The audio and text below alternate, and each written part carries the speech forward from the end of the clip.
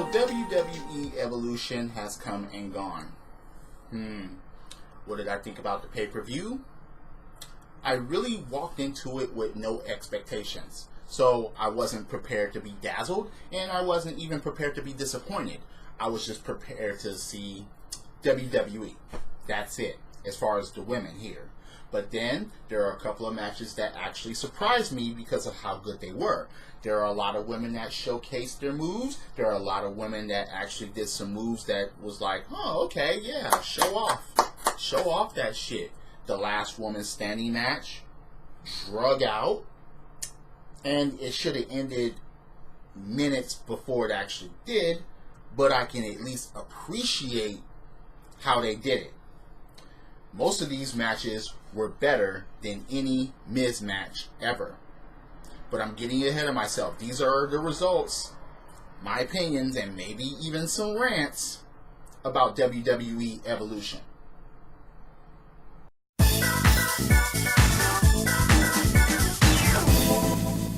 So Alexa Bliss was sidelined with an injury. Now I predicted Trish and Lita. And as soon as that was common knowledge, I was like, should I even watch the fucking match? Alicia Fox taking the place of Alexa Bliss. We're done. Who thought that Trish and Lita was going to lose after that? Seriously, I want a show of hands, or I want a comment below if you're on YouTube here. Please, if you thought that Trish Stratus and Lita were going to lose to Mickie James and Alicia Fox, then you must have a screw loose. That's pretty much it. The Hall of Famers, they come back and they actually win their tag team match. Go figure.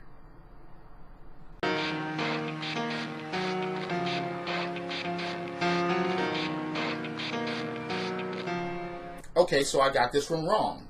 Won't be the first, will not be the last that I get a prediction wrong, but I was actually cool with the match because it was an actual good match. I think they're going to elevate Toni Storm. And the reason being is because she came so close to the Mae Young Classic last time. And now they can actually elevate her to be a star on NXT and then the main roster if they fucking do it right. I like the match. I like the outcome. It took 2 finishing moves to actually get it done. I was like, alright, they actually had the tone as a regular, good, high-profile match. So, that being said, have both of these women, Toni Storm and Io Shirai, have them get on the NXT roster. And if you're going to put them on the main roster, just don't put the middle finger into them, or on them, or around them, or whatever.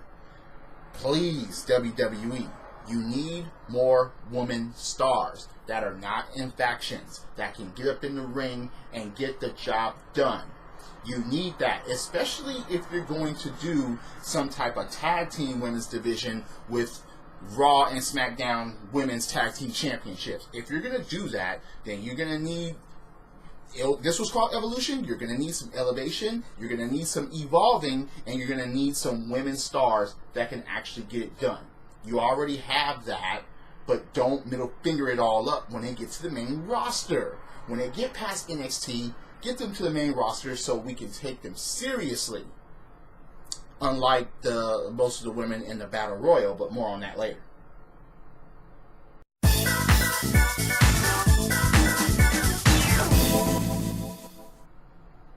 You see, I didn't think that the Riot Squad were going to win at this pay-per-view, even though there are a lot of close calls and there are a lot of times that it seemed that the Riot Squad could win the pay-per-view. Natty hardly was doing anything or was hardly a factor, but at least she showed something. Of course, Sasha Banks and Bayley, they didn't implode, so I was like, damn it. They should have had a match against each other at this fucking event. The Riot Squad looked like a well-oiled machine as far as the tags that they were making. and how they functioned as a unit. And that's the way they should have put them. They didn't. There was no sucky moments in the match, except when Sasha tried to go over the top rope on all three of them, of the Riot Squad, and she got caught, and then she just got put into the barricade, which actually saved that move, because let's say if all three members of the Riot Squad would have been went down with that, it would have been ridiculous. But there were a lot of close calls, and it did look like the Riot Squad could actually win. This was not a Raw match by any means. It wasn't. I thought it was going to be. So, yeah, Bayley, Sasha, and Natty.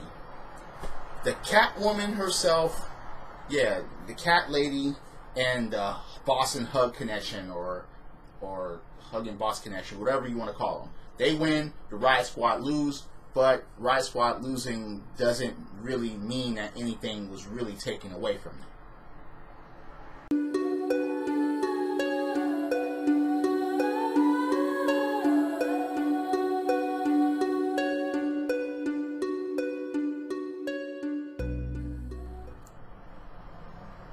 Okay, so you had Hall of Famers in this Battle Royal. You had current people on the roster in this Battle Royal. Listen, I take nothing away from Ivory. She had a good showing. Michelle McCool had a good showing in this Battle Royal.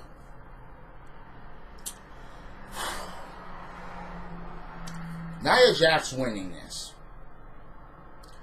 So you're telling me out of everybody that was in this ring that had a good showing, and you could have thrown a monkey wrench into this as to saying that whoever wins this gets a title shot, you couldn't choose anyone that hasn't received a title shot before, at least on the main roster? I picked Ember Moon because I thought that that was one of the most common sense picks. I didn't think about Nia Jax because it's a been there, done that type of thing. And after all the people that Ember Moon eliminated, she even eliminated Asuka. Okay?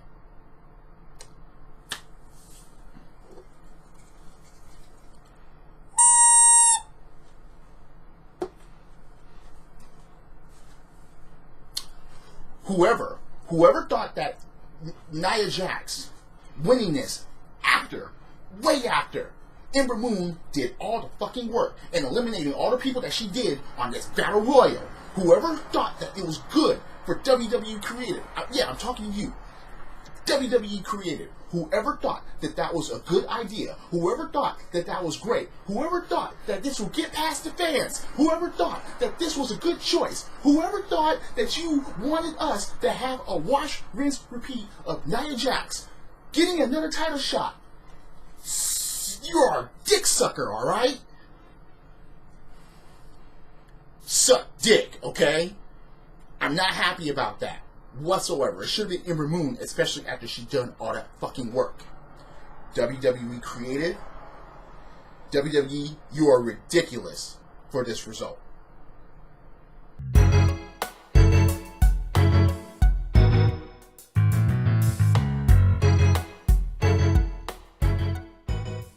So we have a new women's NXT champion, NXT Women's Champion.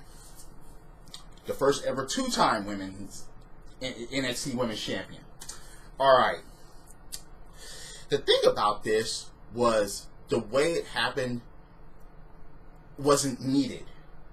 So you're telling me that Kairi's saying you needed help in order to beat her. Out of the hype that Shayna Baszler got, as far as being a badass, as far as doing things alone, even last time when Kairi Sane rolled her up out of the choke and beat her, she was like, okay,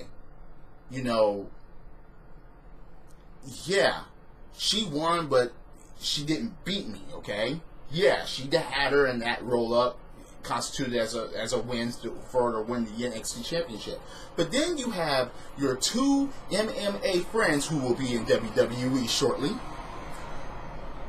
or NXT shortly, You have them at ringside and then attack Kairi Sane? You really have that? I thought that was really, really unnecessary. So I didn't understand how that led up to the result. I just didn't. No. I don't accept that. Because I think it was really, really unnecessary. If you feel differently about it, if anyone that's listening to this or watching this feel differently about that, please comment below or prove me wrong. But I think that her winning it like this is truly unnecessary. What, are we going to have another 3-woman faction? Is that what this is going to lead up to? We don't fucking need that. Ridiculous.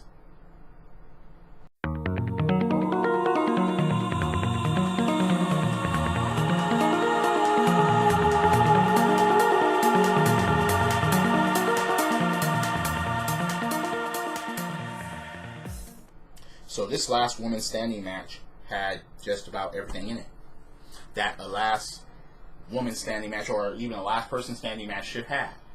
It had kendo sticks. It had tables. It had ladders. It had chairs. It had announce tables. It had announcers' chairs.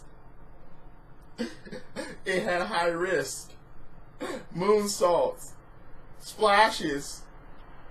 Look, figure eights through ladders. Legs through ladders and figure eights. And they kept it on Becky, which is the right choice. I thought that Charlotte was going to get it because it's Charlotte. But I was wrong, and I'm thank goodness that I was wrong for that. See, Becky Lynch didn't need anyone coming out and helping. Becky Lynch did it by herself. Now, the only thing that bothered me about the match is that when counts were going on and when somebody wasn't on their feet, most of the time Charlotte, the count stopped, and I'm like, wait a second here. Count to 10. It's over. She's not on her feet yet. But then the very last count, Charlotte, she was on her feet, but she had her hands onto the ground, but then she went back down, and then the referee counted to 10. That was after a power bomb from the top all the way through a table that was outside of the ring. Charlotte didn't get up from that.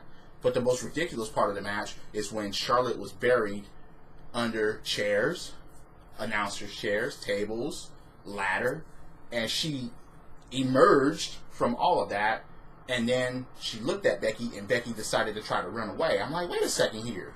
Punish Charlotte more. What are you doing trying to run? What are you getting scared of now?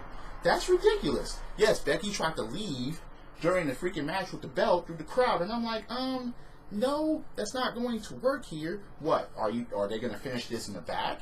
But no, it was finished at ringside. But, again, for what they did show me, was pretty freaking cool. It wasn't the best. It wasn't Miz, okay? It wasn't the worst. But, again, due to the pace of these two, the first ever last woman standing match, and Charlotte loses at her pay-per-view, and they keep it on Becky for a while. But the winner of the Battle Royal is on Raw, so who's going to be next in line to take on Becky? Your guess is as good as mine. It just better not be someone like Lana. But anyway, Becky Lynch wins. I was wrong. Thank goodness I was wrong because Charlotte didn't win. And it was a pretty good last woman standing match. Go figure.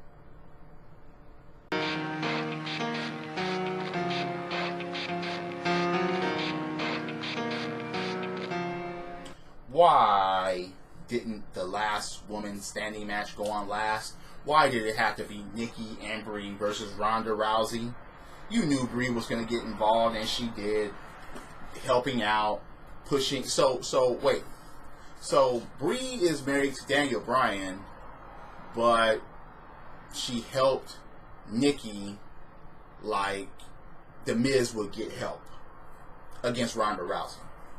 It was, yeah, Ronda Rousey ended up with both of them on her shoulders and dumping them like ugly prom dates. Okay. No, there wasn't any twin magic, and I thought, as soon as the Bellas came out, I was like, okay, they're wearing different outfits. There won't be any twin magic. I thought that they were going to try that at least, but they didn't. No disqualifications. Alright, that's fine. But it was basically Ronda Rousey just tossing her and then tossing both of them, both of the Bellas, and then armbar, and then that was pretty much it. And then most of the women up at the ramp with Triple H clapping and celebrating because it was a whole women's evolution thing. So that's why Ronda went on last. So Becky couldn't get that glory when she defended her women's championship and won. Yeah, but again, that was it, and that was evolution. Now, was it the best pay-per-view? No, but it definitely wasn't the worst. At least all these women that were there that had one-on-one matches showed me something. The 6-woman tag team match showed me something. The NXT women's match showed me something. The Mae Young Classic Finals showed me something. The only result that I was kind of meh and what the hell about was the results of the Women's Battle Royal, because I just think that doesn't make any sense whatsoever. But that's the way WWE is, I guess. Oh yeah, and The Rock's mom was out there, so you had Nia Jax's aunt out there. Whoa! So that's why you had to feed her this win. Whoa. But that was evolution. What did you think about the event? Did you watch it, or did you really care, or did you think this was going to be a burning dumpster fire? Did you think that this was going to be a major jizz fest because of all the women that was there? Mike, why did Michael Cole have to do commentary? Why? You had Beth Phoenix and you had Renee Young. Whoa, that was cringeworthy as it was. And then you throw Michael Cole in there to keep it balanced. Seriously? Anyway, do you agree or disagree with my assessment of this pay-per-view here? Comment below if you're on YouTube. And also hit that like button, hit subscribe, ring that bell for notifications. If you're on Spreaker.com or on Apple's iTunes listening to this, once again, thank you for joining along. Evolution. So are they going to do this every year? Or is every other month going to be a women's pay-per-view? Was it a success? Or was it meh? I wouldn't say it was a failure, because at least, look, like I said, most of these matches showed me something, and they relatively kept me entertained for what they were. So I will not take away from this pay-per-view in that aspect. And like I said, singles matches, and even the 6-woman tag team match, they were better than any Miz match. Drop kicks, body slams, throwing motherfuckers over the top rope, both feet hitting the floor. Yes, I'm a wrestling fan. This is the theme, and the theme is go. Credits.